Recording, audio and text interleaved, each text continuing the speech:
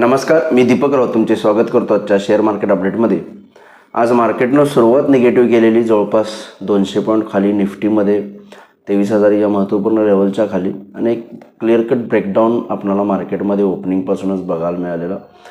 Bank निफ्टीनं सावरण्याचा प्रयत्न केला, कारण ICICI बँकेचे रिझल्ट्स शनिवारी आले, ते चांगले आले. जवळपास 15% प्रॉफिट राईज झालेलं, आणि ऑल टर्म्समध्ये NP असेल, ग्रॉस NP असेल, नेट मार्जिन असेल, इंटरेस्ट मार्जिन असेल, या साईडं जवळपास शेअर बाजारची जी अपेक्षा होती त्याच्यापेक्षा चांगले रिझल्ट्स ICICI बँकेचे आलेले. त्यामुळे परिणामी मार्केटच्या बँक निफ्टी आज कमी पडल्या, एव्हाना रिकव्हरी होण्याचा बऱ्याचदा प्रयत्न केला, पण FIचं होणारं सेलिंग आणि ग्लोबल न्यूज, खास करून US मार्केटमधून न्यूज आले, चायनामधून न्यूज आलेली.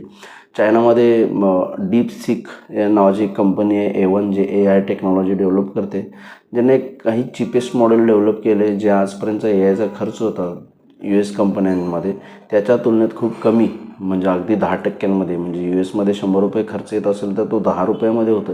या पद्धतीचे काही प्रोडक्ट्स त्याने डिझाईन केलेत AIमध्ये, डीपसीक नावाची कंपनी. आणि त्यामुळं जे काही US टेक स्टॉक आहेत, IT कंपन्या आहेत, NVIDIA असेल, ॲपल असेल, मायक्रोसॉफ्ट असेल, आणि ज्या काही कंपनीज AI सॉफ्टवेअर्सला घेऊन डेव्हलप करत असतील, त्यामध्ये प्राईस करेक्शन त्या स्टॉक्समध्ये बघायला मिळालं दुपारनंतरनं. जवळपास नॅसडॅक 4% मायनस, पण आत्तासुद्धा नॅसडॅक फ्युचर 600 पॉईंट मायनस आहे, आणि डावजोन्ससुद्धा जवळपास 700 पॉईंट मायनस आहे.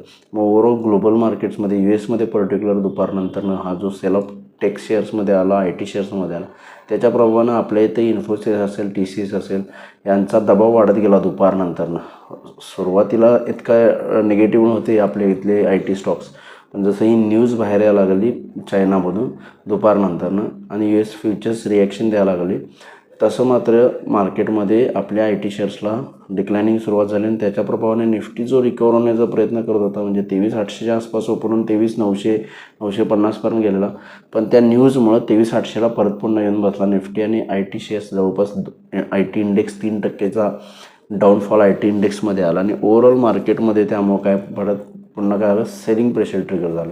हा सगळा सिनॅरिओ राहिला, त्यामुळे मार्केट ओव्हरऑल वीक राहिलं. चांगली गोष्ट एक आहे महत्त्वपूर्ण, एक सपोर्टची. निफ्टीला 22,700 एक स्ट्रॉंग सपोर्ट आहे, जो कोरोनामध्ये लो आलेला 7,500च्या आसपासचा.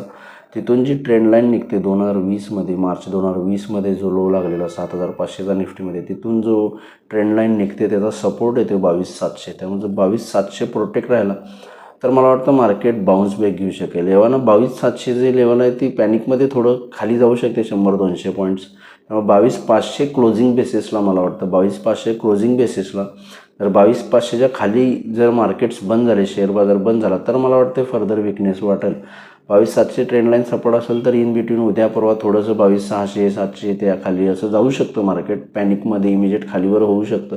क्लोजिंग इम्पॉर्टंट आहे. क्लोजिंग 22,500च्या खाली आलं तर मला वाटतं मार्केटला फर्दर विकनेस येईल. अदरवाईज मला वाटते जर 22,700 जी ही लेवल आहे, जी जर निफ्टीने इंटॅक्ट केली, प्रोटेक्ट केली या वीकमध्ये, तर मला वाटतं हा जो ग्लोबल टेक सेल ऑफ झाल्यानंतर मला वाटतं, आणि बजेट आहे 1 फेब्रुवारीला, बजेटमध्ये जर मार्केटनं हा 22,700 प्रोटेक्ट केला तर मला वाटतं जबरदस्त जोरात एक शॉर्ट कवरिंग बाउन्स बॅक बघायला मिळू शकतो, जो निफ्टीला 24,500 पण घेऊन जाऊ शकतो. इतका मोठा सपोर्ट लेवल मला वाटतं. आणि महत्त्वपूर्ण निफ्टी जी आहे ती लेवल्स टेक्निकल लेवल्सला आले. महत्त्वपूर्ण टेक्निकल लेवल्स आहेत, महत्त्वपूर्ण फंडामेंटली सपोर्ट लेवल आहे. मार्केटचे व्हॅल्युएशन स्वस्त होत चालले आहेत 22,000च्या आसपास, जसं निफ्टी चाललं आहे. निफ्टीचा EPS जो आहे, तो PE रेशो जो आहे, तो जवळपास 20-21च्या आसपास आला. त्यामुळे मला वाटतं अट्रॅक्टिव्ह व्हॅल्युएशन्स प्लस चांगली ट्रेंडलाईन सपोर्ट. आणि मला वाटतं जर या बॅड न्यूज ऑलमोस्ट जे पचवत आलं आहे मार्केट, त्या जर एकदा मार्केटने ॲब्झॉर्व केला तर मार्केटला जबरदस्त शॉर्ट कवरिंगची चान्सेस आहेत. हे माझं वाक्य तुम्ही नोट करून ठेवा. 1 फेब्रुवारी बजेटमध्ये जर काय फारसं मार्केटसाठी निगेटिव्ह नसेल, लास्ट बजेटला खूप टॅक्सेशन वाढवलेलं मार्केट रिलेटेड सगळ्या प्रोडक्ट्सवर, शेअर बाजारावरच, ओव्हरऑल गुंतवणुकीवर सुद्धा, जर त्या पद्धतीचं काही निगेटिव्ह आलं नाही, एखादी टॅक्स कट जर आलं सरप्राईजिंगली, ज्याची काही अपेक्षा नाही आहे, तर मार्केटला जबरदस्त जोरात बाउन्स येऊ शकतो, शॉर्ट कवरिंग येऊ शकतं, जे मार्केटला 24,000, 24,500 एव्हाना नवीन लाईफटाईम इकडे सुद्धा घेऊन जाण्याचा प्रयत्न करू शकतं. त्यामुळे एक महत्त्वपूर्ण सपोर्ट लेवल आहे. त्यामुळे फारसं पॅनिक किंवा घाबरणं होता. फ्रेश शॉर्ट्स अवॉइड करा. मला वाटतं बाय ऑन डीप स्ट्रॅटजी ठेवा. पण 22,500च्या खाली जोपर्यंत आपण बंद देत नाही, फर्दर विकनेस मला वाटत नाही आता येईल.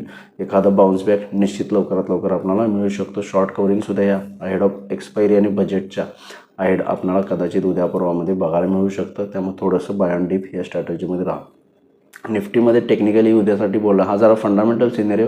टेक्निकली उद्याच्या सेशनसाठी पर्टिक्युलर बोलायचं झालं तर सपोज US मार्केट खाली आहेत खूप, जर रिकवर झाले, चांगली रिकव्हरी दिली तर मला वाटतं फर्दर मार्केट आपल्याला उद्या एक चांगलं पॉझिटिव्हमध्ये बघायला मिळू शकतं. जर रिकव्हरी जरी दिलीसुद्धा तरी भले निगेटिव्ह क्लोज झालं, पण आता 4% नॅसडॅक डाऊन आहे, त्यात काही रिकव्हरी आली तर आपल्या मार्केटला मला वाटतं थोडं उद्या पॉझिटिव्ह ओपनिंग होईल.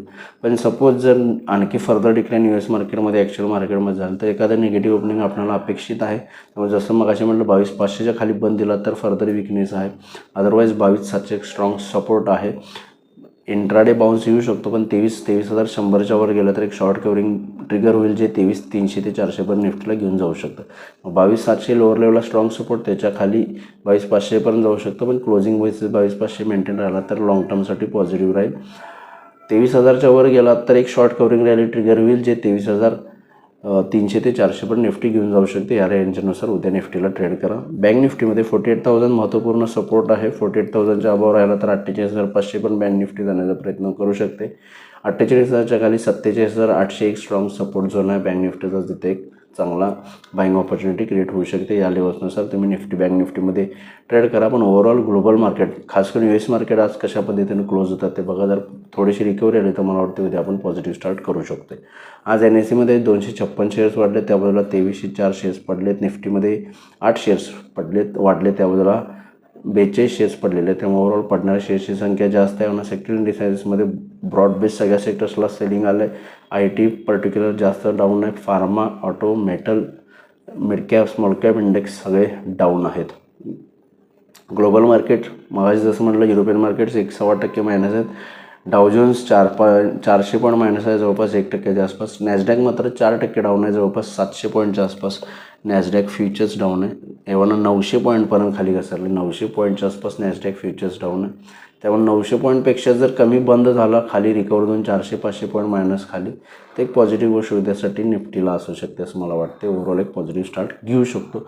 मग थोडं सडनली चायना आणि US मार्केटमध्ये टेक्नॉलॉजी शेअर्समध्ये करेक्शन आले, त्यामुळे थोडंसं कॉशियस राहणं गरजेचं आहे. ओव्हरऑल मार्केटमध्ये आपलं चांगला फंडामेंटल्स लेवलला आहे, त्यामुळे लॉंग टर्मसाठी इन्व्हेस्टमेंटला मार्केट खूप अट्रॅक्टिव्ह व्हॅल्युएशन्सला आहे. तर बघा उद्या मार्केट्स टेक्निकली रिकव्हरी कितपत दाखवते आणि कशा पद्धतीने बिहेव होते. माझा व्हिडिओ ऐकला त्याबद्दल धन्यवाद. माझा व्हिडिओ जथेच लाईक करा, शेअर करा, माझे चॅनल सबस्क्राईब करून डेली अपडेटसाठी बेल आयकॉनला क्लिक करा. धन्यवाद.